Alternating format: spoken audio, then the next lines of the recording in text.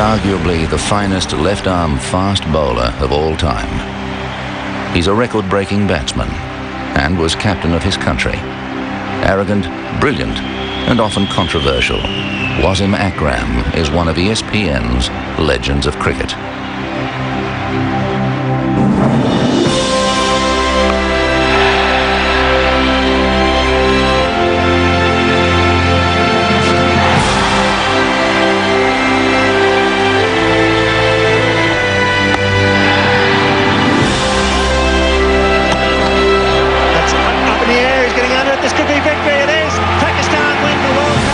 The 1992 World Cup final in Melbourne.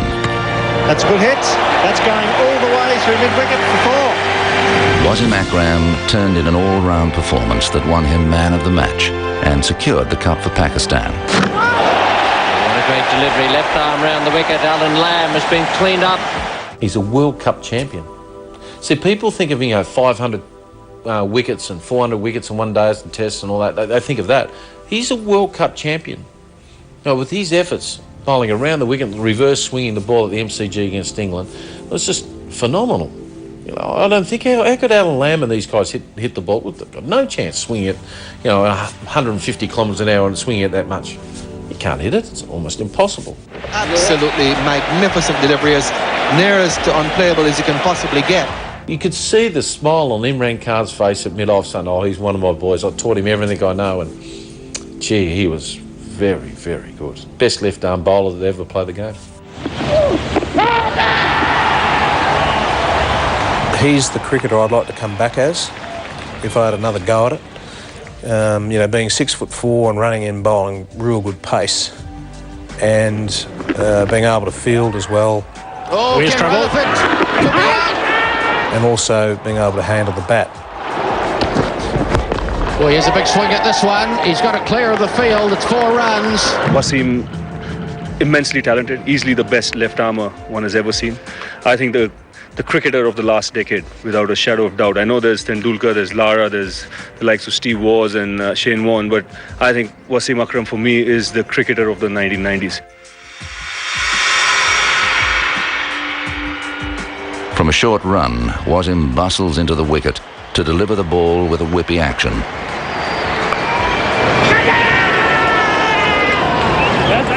He can swing the ball both ways at high pace.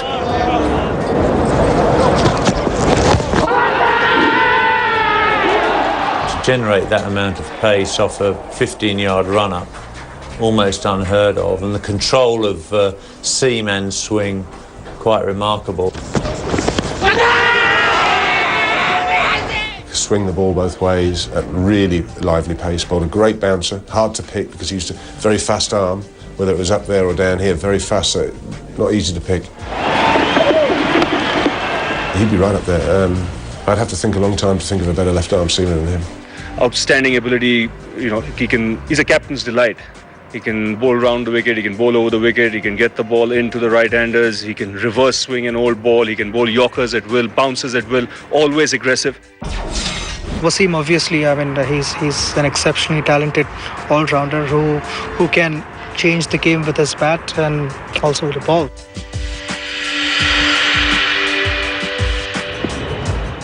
On his day, Wasim can create mayhem with the bat. And it's over the top again, and that's a huge hit. That's right up into the stand. I think he's a destroyer, basically. He just loves to, get after the bowling and try and destroy them. Just wants to hit everything out of the ground. And he's played a couple of innings where Pakistan have won from, come back from defeat. He started batting right down the order, and then just ever so gradually started to show some credentials as a batsman, to the point where by the late 80s he was a batsman capable of scoring test centuries. I always concentrate on my bowling more, although I should have. Since I've retired 5 years ago, I realize it now. I should have concentrated on my batting a lot more. That's 4. That's beautifully struck. Wasim Akram is one of the best all-rounders I've seen. There were a lot of good all-rounders in that period. Imran Khan, Kapil Dev, Richard Hadley. I'd put Wasim Akram up there in the very top of that group. One of the most exciting cricketers that I've seen play. And up goes the hand of Wasim Akram. He has chalked up his first century in Test match cricket.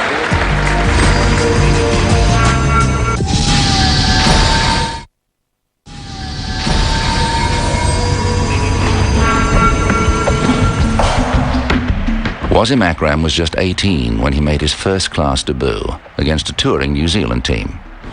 President's 11 versus New Zealand side, all their top players were there at the time, and I got called that you'll be playing in 3-day game, and Javed Miandad, the great player of his era, was the captain of that particular game. He made sure that I play that game, and I've got 7 for 50. I don't know how I got those wickets, but I got those 7 wickets for 50 runs in that particular game. And John Wright is out. Well caught in the gully. Wasim Akram has his first Test wicket. Wasim made his Test debut shortly afterwards on the return tour of New Zealand. He was just 18 when he took 10 wickets in the third Test. New Zealand, Akram bowling to Jeff Crow. Good ball, appeal for LBW, and Jeff Crow is out. My aim was what I learned from Javed Miandad, Imran Khan, Mudassir Nazar at the time, who were my mentors, who were my heroes, and Javed Miandad was a captain at the time. They told me, if you want to play longer, say about 10 years or to 15 years for your country, you got to work hard. You got to work hard every day. Doesn't matter you perform or you don't perform. Be at the ground, practice hard, try different things in nets. And I picked up this very early. I didn't want it to be a one-test wonder or one-tour wonder. That's out. That's a marvellous catch by Anil Delpat, the wicketkeeper. And Akram's got 5 wickets. From New Zealand, Pakistan travelled to Australia to take part in a World Championship of one-day cricket. Against the Australians, he took the first 5 wickets for 13 runs. He made an absolutely huge impact on world cricket, having made his Test match debut in New Zealand, when he then came over for the World Championship of Cricket, which was a one-day tournament which took place in Australia in early 1985. He played against Australia in Melbourne and devastated the top order, and all of a sudden said, oh, here's a top-class left-arm fast bowler out of Pakistan, and that really was a shaker for everyone. In 1986, Wasim helped the Pakistani team to one of their most famous victories. That was a great series. First time touring India after a long time, and Pakistan team gets great reception in India. And Pakistan-India cricket is more than Ashes in my book. More pressure, everybody is involved. And at that time, Pakistan-India hardly played any cricket. So it was a big pride, proud moment for any Pakistani, or in fact for any Indian, to compete against each other and win. He played a very big role in that series. I mean, the pitches were dead for the first 4 Test matches, and he kept getting his 2-3 wickets in every game and kept chipping in his runs. I realized as a bowler that I've got pace now. I can bowl bouncers to anyone without taking a square leg back. So that was good. That was good to know as a bowler. Still only 20, Wasim returned home a national hero. It's a fanatical place to play in Pakistan, as we know. We can't comprehend what it's like until you've visited that country and see what the people are like. And these cricket players are national heroes. They're like we would have, I don't know, pop stars or footballers at the highest pedigree. That's what their cricketers are like. As soon as they go out into the public areas, they are mobbed, completely and utterly surrounded by adoring people. In 1987, Pakistan enjoyed its first series win in England. It was really a fine Pakistan side when you go through it, with Imran and with Javed Miandad, Abdul Qadir. It was an excellent side, and Wasim Akram was a key component in that side. Imran told me in '86 you'll be touring to England '87 next year, so I want you to play a league cricket. So he organised me to play league cricket for a club called Burnup Field in Durham. It was different. The weather was cold. The ball wasn't swinging. It was seaming, as league wickets up north are slightly slower. So you have to have a different length. So I got to know the length and got to know the pace that I have to pitch it up a lot more here than in any other country. So that was a great help for me before the England tour. The following year, Wasim took up a contract with Lancashire in English county cricket. I was very privileged to work with Akram at Old Trafford as coach of Lancashire. He was overseas player, and it might be my fault, but I made him captain as well. I could see this guy as a natural leader. And the Lancashire players had a nickname for him, and they just called him King. We'll follow you anywhere. He had a magnificent team meeting, the first time he was captain. And we're out there doing the prelims and a bit of catching here and there and warming up generally. And he said to me, get team in dressing room, I want to talk to team. So I'll go, everybody in, dressing room, everybody in, sit down. Right, captain, over to you. And his only words were, come on, I have dream. And he just left it at that. And there's that sort of pause, and I've gone, right then, well, come on. And out they went, and they'd follow him anywhere, and he was a great leader. I generally would have batted in the middle order against him, so very, very tough coming in when the ball was swinging, you know, reverse swinging at real pace, 90 miles an hour, was one of the toughest challenges, you know, I came up against. I would say he could hit you on the head, he could knock your middle pole out, and he could hit you on the foot. He wasn't a line and length bowler.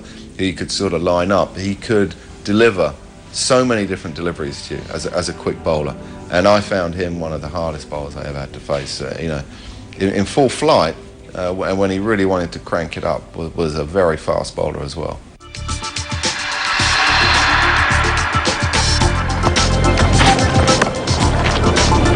Once again, the timing absolutely magnificent. He just leant on that. His first Test century against Australia came in remarkable circumstances. Every so often he would produce an innings which proved that he was actually a batsman of great talent, who was capable of producing runs when they were needed. He played once or twice in his Test career some extraordinary examples of hitting, but he also played some innings that were very sensible.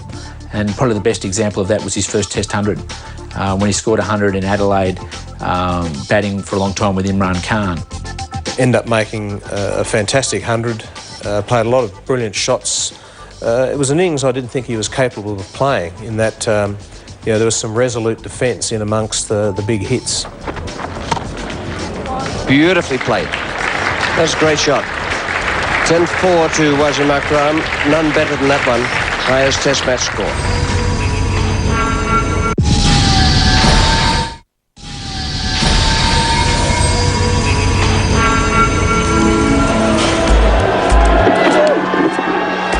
That's not a bad ball. Look at that pace, bounce, swing, everything. Wasim, now at the height of his powers, was confident to the point of being cocky, and he played the game as hard as anybody. The 1992 World Cup final in Melbourne was a personal triumph for Wasim. Pakistan had made a reasonable fist of making or setting a target for England to chase, but it was a final flurry from Wasim that was the icing on the cake, if you like. It changed a scoreline from, say, 220 to 250. Hit that straight, that could be 4 more. The run-off coming around won't get it. Superb stroke. When England batted, Wasim got both of them out immediately.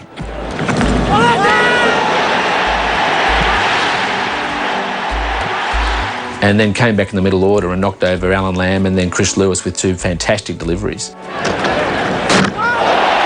a great delivery. Left arm round the wicket. Alan Lamb has been cleaned up. Subtract Lewis from that list. Wasim Akram is on a hat-trick. You know, it's 2 of the best balls that you ever want to see, and particularly the World Cup final. You know, there's no bigger moment to produce your best, and he was capable of doing that. This was one of the great match-winning performances you've ever seen. Pakistan could easily have tried to contain England at the time. Well, Imran and Wasim Akram didn't do that. They decided to bowl them out.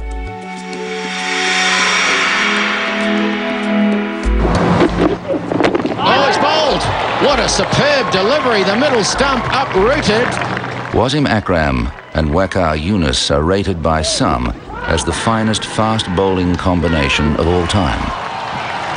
In early 1993, the 2 Pakistani quicks pulled off a stunning victory in New Zealand. The most devastating that I have seen, when 2 bowlers came and really redefined the art of bowling with the old ball. You know, Wasim told me that once that he didn't really enjoy bowling in the new ball, which was very surprising. And, you know, it was amazing that they didn't even talk to each other for a long period of time. Speed-wise, he was exceptional. Swing-wise, he was exceptional. He was exceptional with the new ball as well as with the old ball. And then short delivery. I think Waqar Yunus perhaps had few of the qualities that Wasim had, but didn't have as great a short delivery as Wasim had.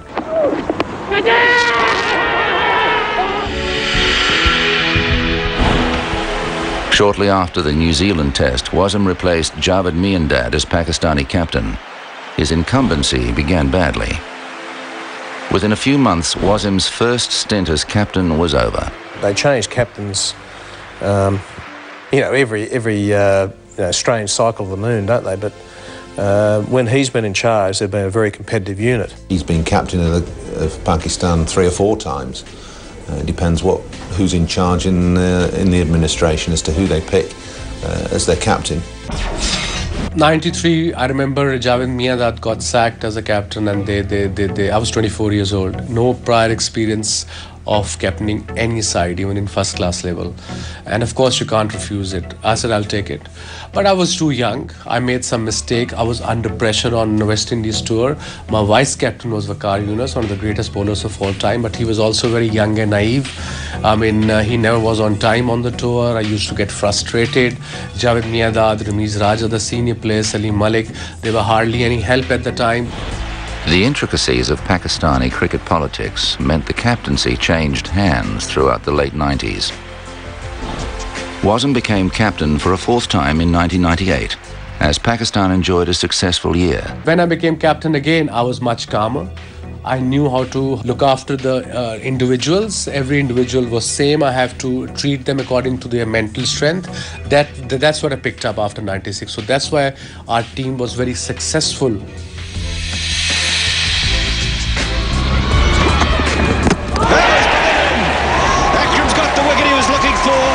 Despite the constant external pressures on Wasim's career, he has continued to produce record-breaking performances. Wasim Akram, I think, holds the record for the highest score by a player batting at number 8 in Test match cricket. 257 not out in a Test match against Zimbabwe at Shikapura. That really was an outstanding achievement. Plenty of sixes in that innings. But you look at his record as a bowler as well. A couple of hat-tricks in 1998-99. I think he's taken 3 wickets in an over. He's taken 4 wickets in 5 balls. And he's played county cricket for a decade for Lancashire and been an absolute god at Old Trafford. It really is a remarkable achievement to have stayed at the top level for as long as he has, particularly when you bear in mind that in the latter part of his career he suffered from diabetes and he was able to overcome that and still retain his abilities as a top-class performer. Wasim Akram getting another wicket. That's 6 to him.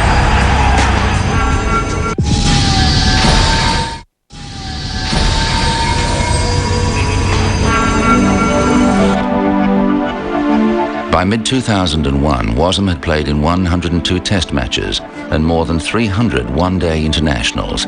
Great bowler, fantastic bowler, good pace, able to have great control, swing that he got in, away, all different change of pace. Just an immaculate bowler. He could hit the ball a long way at times with the bat, and people will say Wasim Akram was an all-rounder. I prefer to think of him as a great fast bowler who could bat. By the end of Pakistan's tour of England in mid-2001, Wasim Akram had taken 414 Test match wickets and made 2,898 runs. He has taken 400 wickets both in Tests and one-day internationals. He bowled the bouncer well, he had a good Yorker, and he had swing to go with it. So everything that you need to be an exceptional bowler, he had it. And also under Imran Khan's leadership, Wasim Akram flourished even more, because when Pakistan needed the breakthroughs, Wasim Akram was the man to give it. He began his career in the shadow of Pakistan's greatest ever cricketer, Imran Khan, but he has gone on to greatness in his own right. For a lot of his career, he's sort of followed in Imran's footsteps, and yet been able, as most people in that situation aren't capable of rising out of the other person's shadows, but Wasim Akram was. And certainly by about 1987, he was his own man. By any measure, he's been a magnificent cricketer. Relentless accusations of match fixing and the curious politics of Pakistani cricket have not defeated him. The strength of Wasim's character is that, regardless of all the innuendo, and he's maintained his innocence throughout, that he's been able to maintain such a high level of play. And the whole match-fixing thing is a shame, and Wasim Akram has been sort of involved and tainted by that to some degree, but he's managed to keep his focus and keep playing good cricket. I've been through hell. All those allegations, my accounts got checked, my texts got checked by every government, agencies, and nothing has been proven. So yes, it take a toll on me, on my family. So yes, I've been through a lot. But again, I would say in the end, whatever I've been through, it was worth it in a way to play for Pakistan. As a fast bowler, Wasim must rank amongst the finest of all time, and his punishing middle-order batting has been a feature of many Pakistani victories. I think Wasim Akram's greatest strength is he was such an explosive cricketer. And when he had a major impact on a game, he really did have that major impact. Very few new ball bowlers, when they're on song, have been as explosive as Wasim Akram. And the fact that he was a left-hander made him almost unique. I think clearly the greatest left-arm quick of all time. There had been precious few, and he was clearly the number one. The complete fast bowler. There are three bowlers which I have seen, and I would rank them as 1, 2, 3 in terms of in fast bowlers: Malcolm Marshall, Wasim Akram, and Dennis Lillee. But Wasim had something that these two didn't have: reverse swing. On his day, either with bat or ball, he will win you a game, and those kind of players aren't around too frequently these days. He was a terrific performer, world-class performer, and in his rightful place, as you say, as one of the best 25 of all time. I was very aggressive as a bowler, so I think eventually I calmed down as a person. So I was more calmer. So the more calm you are, the more more of your brain works to make decisions at the right time, at the right moment. Devastating in one-day cricket bowling at the death. As I was saying, you could be 200 for 1 against Pakistan, and you could be bowled out for 260 because of the combination Wasim Akram had with also Waqar Younis and the spin department of that Pakistani side as well. But he was the main chief tormentor along with Waqar Younis. But because of the left arm right arm combination, left armers, he was able to swing the ball both ways, and you can do that at 90 miles an hour and deliver it, into the right place. Even the best batsmen in the world were going to struggle against him. People, of course, remember Wasim for reverse swing and being the best fast bowler the game has ever produced. But when you talk about his legacy, did Wasim Akram produce more Wasim Akrams? No, because he was so good. He was a genius. You couldn't be Wasim Akram. For his capacity to maintain his dignity, his sheer brilliance, his resilience and his ability to win matches with bat or ball, Wasim Akram has earned a place amongst ESPN's legends of cricket.